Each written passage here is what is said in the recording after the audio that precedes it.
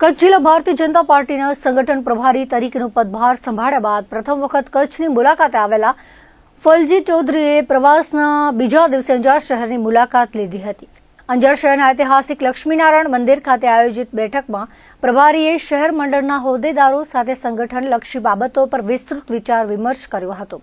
સંગઠન પ્રભારીએ કાર્યકર્તાઓના મજબૂત સંગઠનને જ ભારત ભાજપની શક્તિનું કેન્દ્રબિંદુ ગણાવ્યું હતું. આ બેઠક બાદ તેમણે હોદ્દેદારો અને કાર્યકરો સાથે સામૂહિક ટિફિન બેઠકમાં સહભાગી થઈ પરસ્પર સંવાદ સાધ્યો હતો. અંજાર શહેર ભાજપ દ્વારા સંગઠન પ્રભારીનું કચ્છી પરંપરા અને સંસ્કૃતિ મુજબ ઉષ્માભર્યું સ્વાગત કરવામાં આવ્યું હતું.